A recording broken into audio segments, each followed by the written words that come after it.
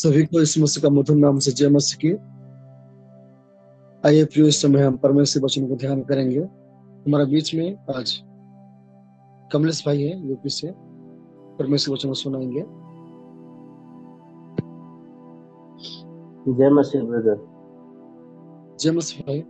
सभी को जय मसीह। वचन में जाने से पहले छोटा सा प्रार्थना करेंगे। स्वर्ग में विराजमान पिता, आपके पोते चरणों में सिर झुका के धन्यवाद देते हैं जो आपने हमें रात में संभाल कर रखा, एक नया दिन दिखाया है पिता। आपके पवित्र आत्मा द्वारा एक सुबह दिखाया है, आपके पवित्र वचन को देखने में, समझने में सहायता मदद कीजिएगा पिता। आपके पवित्र आत्मा द्वारा जितने अंकल आंटी सर बहन भाई बहन उपस्थित हैं, तुम देखने में सहायता मदद कीजिए आपके पवित्र आत्मा द्वारा। सारे प्रार्थना को आपकी इच्छा के अनुसार महिमा होने के लिए धन्यवाद के साथ आपके पवित्र बेटे इस जगत को उद्धार करता प्रभु यीशु मसीह के मधुर मिठे नाम से मांगते हैं, प्रेम में। आमीन। आज का हम लोगों का वचन है एहेजकेल 1 अध्याय 28 से 2 अध्याय 1 से 5 तक। इसमें इस प्रकार लिखा हुआ है, जैसे वर्षा के दिन बादल में धनुष दिखाई पड़ता है, वैसे ही चारों ओर का प्रकाश दिखाई देता था। यहोवा के तेज का रूप ऐसा ही था। उसे देखकर मैं मुंह के बल गिरा। तब मैंने एक शब्द सुना, जैसे कोई बातें करता है। उसने मुझसे कहा, हे मनुष्य के संतान, अपने पांवों के बल खड़ा हो और मैं तुझसे बातें करूंगा। जैसे ही उसने मुझसे यह कहा, त्यों त्यों ही आत्मा ने मुझ में समाकर मुझे पांवों के बल खड़ा कर दिया, और जो मुझसे बातें करता था मैंने उसकी सुनी। उसने मुझसे कहा, हे मनुष्य के संतान, मैं तुझे इस्राएलियों के पास अर्थात भलवा करने वाली जाति के पास भेजता हूँ,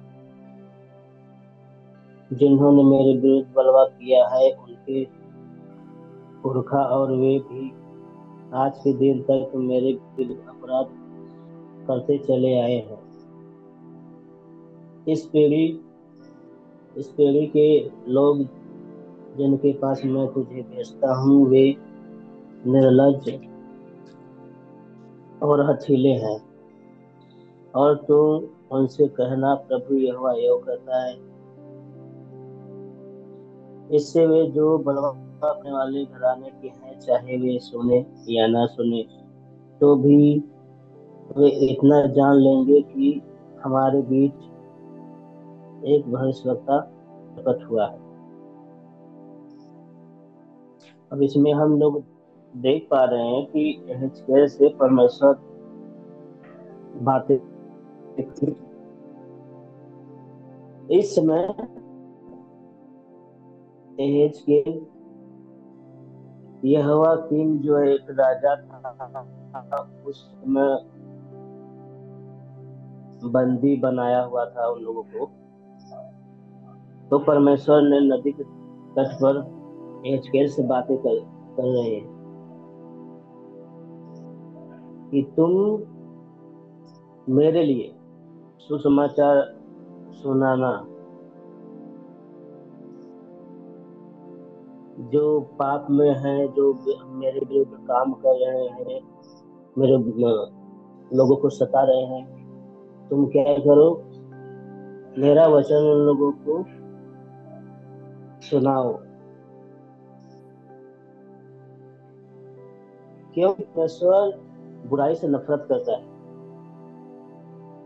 और परमेश्वर इसीलिए बनाए थे लोगों को कि परमेश्वर का हम लोग सेवा करें। लेकिन मनुष्य है जो परमेश्वर चाहते हैं वो लोग हम करते नहीं, उनके विरोधी काम करते हैं। लेकिन किसी न किसी माध्यम से हम लोगों को बताना चाहते हैं, परमेश्वर लोगों को बताना चाहते हैं कि बुराई से दूर रहो। इसके पहले अगर पढ़ेंगे तो हम लोगों को अच्छा से समझ में आएगा कि उस समय बंदी बनाकर यहोयाकीम के राज्य में सबको ले जा रहे थे। समुद्र के तट पर परमेश्वर एहजकेल से बातें करते हैं कि हे मनुष्य के संतान,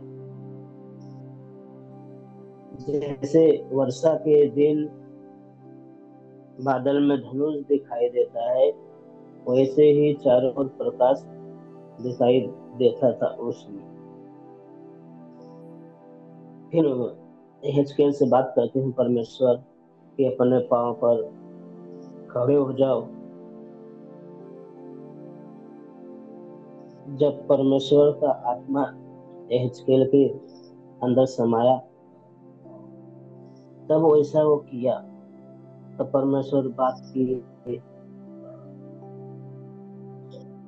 कि जो मेरे विरुद्ध काम कर रहे हैं लोग, सब जाति के लोग विरोध मेरे लिए कर रहे हैं, उन लोगों को क्या करो, मेरे तरफ से सुसमाचार जो है कि परमेश्वर का वचन सुनाओ, चाहे वो सुने या ना सुने। ये तुम्हारा काम नहीं है कि जज करने का कि वो लोग नहीं सुन रहे हैं। कभी कभी हम लोगों को भी होता है कि हम लोग कैसे जाएं, वहाँ दूसरे किस्म के लोग रहते हैं, वो मेरा बात सुनेंगे ही नहीं। तो वही परमेश्वर यहाँ बता रहे हैं कि हम लोगों को जो काम है, हमेशा परमेश्वर की तारीफ में ही काम करना है। जो परमेश्वर का वचन है, जो सही है, वो हम लोगों को करना है। कोई सुने या न सुने, जरूरी नहीं है कि सब लोग सुनेंगे।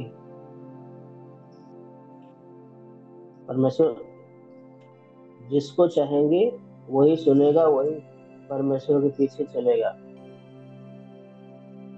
क्योंकि सबका माइंड एक तरीके से नहीं रहता है। लेकिन हम लोगों को क्या करना है, परमेश्वर जो हम लोगों को काम दिए हैं वो हम लोगों को करना है। क्यों? क्योंकि हम लोगों को परमेश्वर ने चुना है, इसीलिए।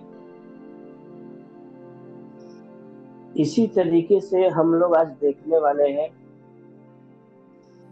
अगर हम लोग देखना चाहें तो पहले भी देख चुके हैं, देख भी सकते हैं।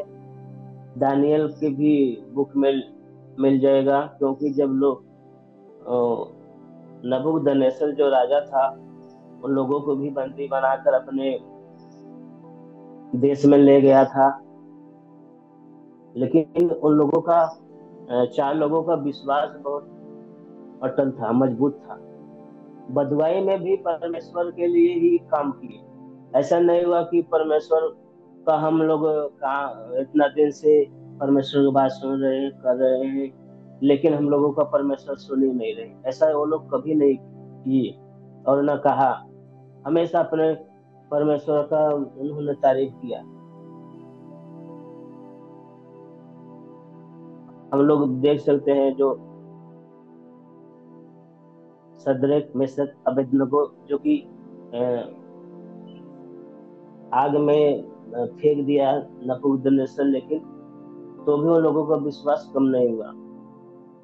और दानियल को भी देखेंगे, देख सकते हैं कि के मान में शेर के जहाँ शेर रहते थे वहां जब फेंक दिया तो भी परमेश्वर उनको बचाया, क्योंकि उन लोगों का विश्वास अटल था। इतना विश्वास होने के बावजूद,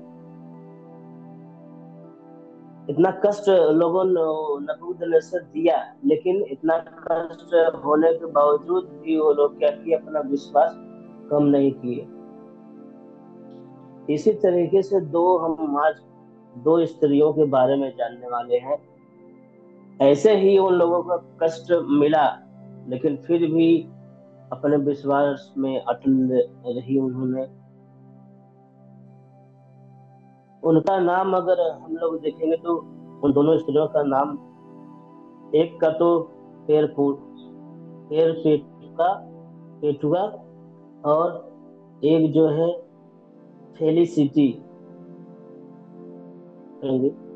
एक का नाम पेटुआ और दूसरे का नाम फेलिसिटी थी, नाम इन लोगों का। अब इन लोगों के बारे में थोड़ा सा हम लोग जानेंगे। पेटुआ और फेलिसिटी, ये दो जो है कि प्रभु यीशु मसीह पर विश्वास करते।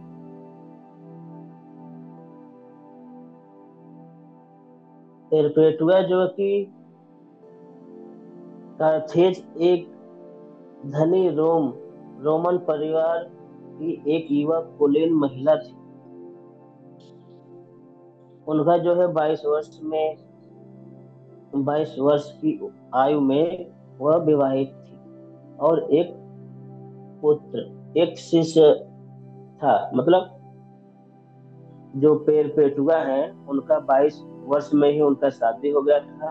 उनका एक छोटा सा लड़का था और अपनी विशेषाधिकार प्राप्त पृष्ठभूमि के बावजूद उसने मसीह धर्म अपना लिया, यह जानते हुए भी कि ऐसा करने पर मृत्यु दंड दिया जा सकता है। वैसे ही फेलिसिटी एक दास महिला थी जो मसीह धर्म में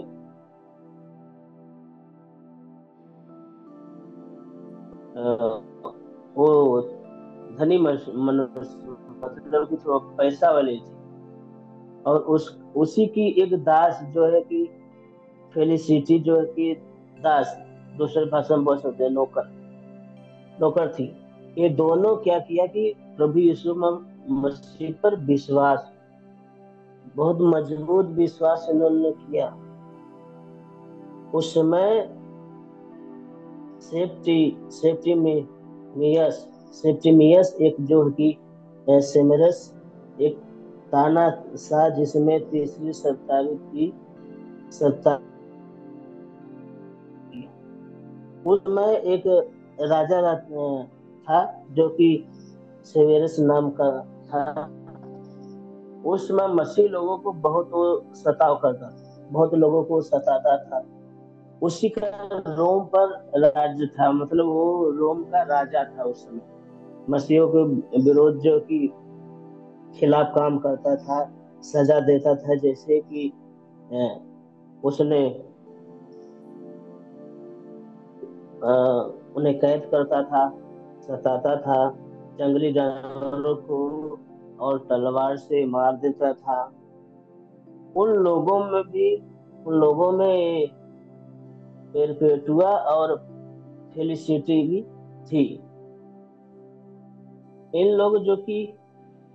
लोगों को कैद में अपने कर लिया। दोनों कैद होने के बावजूद भी मसीह में बहुत मजबूत अपना जो कि विश्वास अपनाया था। उन दोनों कैद हो गई और उनका जो एक छोटा बेटा था वो भी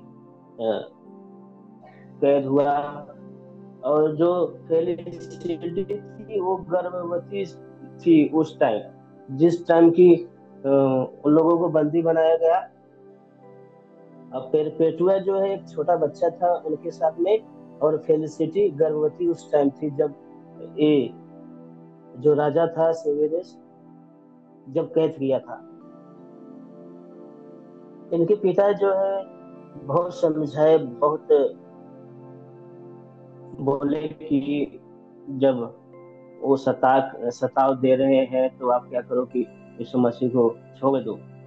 फिर पेटुआ को उनके पिताजी मना किए कि तुम मत अपनाओ, नहीं तो ये मार देगा राजा। लेकिन फिर भी अपने पिता की समझाने के बावजूद भी उन्होंने क्या किए,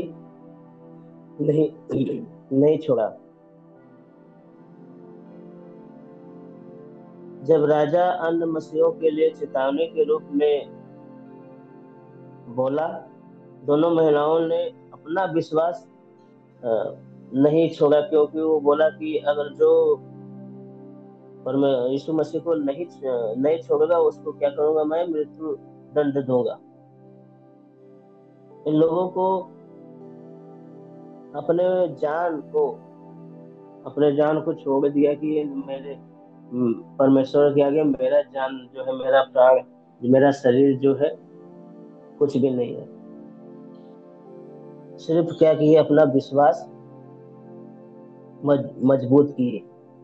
लोगों को जो समझाते थे कि छोड़ दो यीशु मसीह को, लेकिन नहीं माना। उन लोगों की आंख के सामने क्या किया राजा, लोगों का सिर कटवा दिया।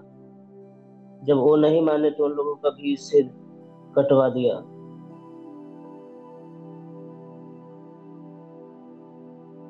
इनका विश्वास इतना मजबूत था कि इन लोगों को कैद भी राजा कर लिया। इन लोगों को सामने ही लोगों का गला काटा। फिर भी इन लोगों का जो विश्वास था, यीशु मसीह पर भरोसा था, तो भी इन लोगों का नहीं कम हुआ। उस समय मसीहों को बहुत तो राजा सताता था, जेल में डाल देता था, कोड़े लगवाता था, शेरों के आगे शिकार बनवा देता था, मतलब डलवा देता था, और तलवार से भी मारता था। इतना कष्ट होने के बावजूद भी दो जो स्त्रियां थी, पेरपेटुआ और फेलिसिटी, जो अपने विश्वास को कम नहीं होने दिया। क्यों? क्योंकि वो लोग जानते थे मेरा जो शरीर है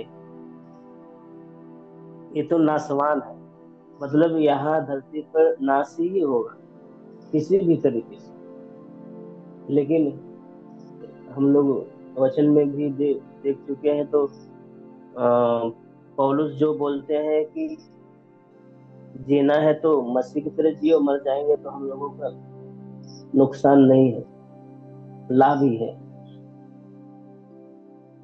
ऐसा ये लोग सोच लिए कि जब जीना है तो मसीह के तरीके से जिए, अगर हम लोग मर भी जाएंगे तो हम लोगों का नुकसान नहीं है, हम लोगों को परमेश्वर में फायदा है। क्यों? क्योंकि ये शरीर तो किसी न किसी तरीके से देना ही है हर एक इंसान को, चाहे हम लोग आज दें या कल दें, जब जैसा जिसका रहेगा। यही हम लोगों को सीखना समझना है कि जब ये इतना इन लोगों का विश्वास अटल था, तो हम लोगों का विश्वास कैसा है। उन लोगों को इतना कष्ट होने के बावजूद भी क्या किए उन लोग, अपना जो विश्वास है वो कम नहीं किए। एक वचन हम लोग देखेंगे, मत्ती 5:10 में लिखा हुआ है इस प्रकार, धन्य है वे जो धार्मिकता के कारण सताए जाते हैं, क्योंकि स्वर्ग का राज उन्हीं का है। धन्य है वे कौन? जो मसीह के लिए सताए जाते हैं, मारे जाते हैं, कष्ट सहते हैं। उन्हीं का है क्या? स्वर्ग राज। बाकी हम लोग सोए सोए सोचेंगे कि स्वर्ग राज मिल जाएगा, तो मुश्किल है। जब हम लोगों को परमेश्वर के लिए चुना गया है, परमेश्वर अपने लिए चुने हैं, तो अपने काम के लिए, जो काम हम लोगों को दिया गया है वो काम करने के लिए। इसी वचन में हम लोग देख सकते, धन्य है वे जो धार्मिकता के कारण सताए जाते हैं। धार्मिकता जैसे हम लोग कभी कभी सुने हैं, जब हम लोग अच्छा काम करते हैं तभी सब लोग बोलते हैं कि कितना धर्म का अच्छा काम किया। जब अच्छा काम करते हैं तब या हम लोगों को अगर जब किसी का काम नहीं हेल्प करेंगे काम में, किसी को सहायता नहीं करेंगे, तब नहीं कोई बोलेगा। तब बोलेगा अरे यार कितना खराब आदमी है, खराब औरत है, खराब लड़का है। जब हम लोग अच्छा काम करते हैं ना, तब हम लोग धर्म का काम करते हैं। यीशु मसीह का जब हम लोग बात करते हैं, कोई हम लोगों से बात करता है, कभी कभी हम लोगों के बीच में भी दूसरे लोगों से शरारत होता है, तो वहाँ उसको समझा के आइए कि यीशु मसीह कैसे है, जीत के आना है, हार के नहीं आना। तब धार्मिकता का काम जो है कि अच्छा हम लोग करेंगे, चाहे वो माने ना माने, ज्यादा शरारत करता है तो छोड़, लेकिन यीशु मसीह को हमेशा आगे खड़ा करके आना है, कहीं भी, कि कोई भी रहे। धन्य तब हम लोग रहेंगे। भले हम लोगों को गाली देगा, कोई बोलेगा अरे यार तुम ऐसे हो ऐसे हो, कोई दिक्कत नहीं। परमेश्वर के लिए हम लोग काम कर रहे हैं, इंसान के लिए नहीं कर रहे। क्योंकि यीशु मसीह ने बोल दिया, ये हुन्ना 14 की 6 में, मार्ग सत्य जीवन और मार्ग सत्य और जीवन में ही हूँ, बिना उनके द्वारा कोई परमेश्वर के राज्य में नहीं जा सकता। अंकल हम लोगों को हर एक दिन एक क्यों गवाही देते हैं, बोलने के लिए, सुनने के लिए? क्योंकि बाइबल में तो लोग काम किए ही हैं, उसके बावजूद भी काम किए हैं लोग। लेडीज भी हैं इसमें, जेंट्स भी हैं। हम लोगों को अंकल इसलिए बताना चाहते हैं हम लोगों को द्वारा कि बाइबल का तो ठीक है, लेकिन बाइबल के बाहर भी लोग परमेश्वर के लिए काम किए हैं, अपने जान को दिए हैं। हम लोगों को सीखने के लिए हर एक दिन मिल रहा है। अब इनके जीवन से हम लोग सीख सकते हैं कि अपने जान का जो है कि ये दोनों औरतें परवाह नहीं किया यीशु मसीह के लिए। उनके पिताजी भी समझाए, लोग भी समझाए होंगे, लेकिन फिर भी अपना जो है फोकस, अपना जो है सिद्धांत जो है सिर्फ यीशु मसीह की तरफ किए। ज्यादा से ज्यादा ये प्राण जाएगा, शरीर जाएगा, यही जाएगा ना, लास्ट से यही बचता है।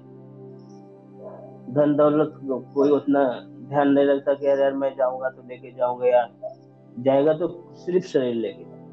यही शरीर जो है देना है हम लोग इसको, यीशु मसीह, यीशु मसीह की कार्य को, यीशु मसीह जो बोलते हैं हेल्प करने को। जैसा हम लोग काम करेंगे वैसा ही हम लोगों को साथ होगा।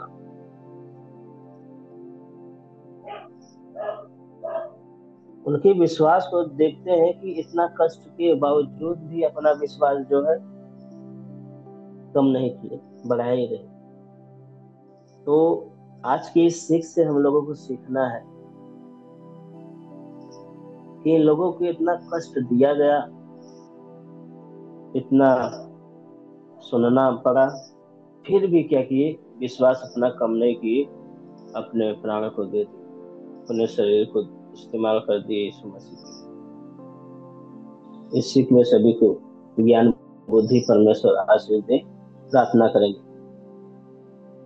स्वर्ग में विराजमान पिता, आपके पवित्र चरणों में से झुका के धन्यवाद देते हैं पिता, जो आपने आज के दिन में पेरपेटुआ और फेलिसिटी की जिंदगी से आपने गवाही के लिए हम लोगों को दिखाया, समझाया, बताया। हम धन्यवाद देते हैं आपका, जो आपने हम लोगों को अंकल के द्वारा हम लोगों के बीच में आपने बताया कि लोग कितने कष्ट से परमेश्वर के लिए काम किए, काम करते भी हैं।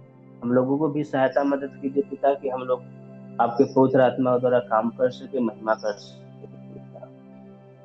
इस युग में जितने लोग उपस्थित हैं उन लोगों को भी आप सहायता मदद कीजिए, जो बाद में यूट्यूब में देखते हैं उनको भी सहायता मदद कीजिए, बुद्धि ज्ञान दीजिए, सारी प्रार्थना को आपके पवित्र आत्मा द्वारा सहायता मदद कीजिए। धन्यवाद के साथ आपको बेटे इस जगत को उद्धार करता, प्रभु यीशु मसीह के मधुर में नाम से मांगते हैं, प्रभु। आमीन।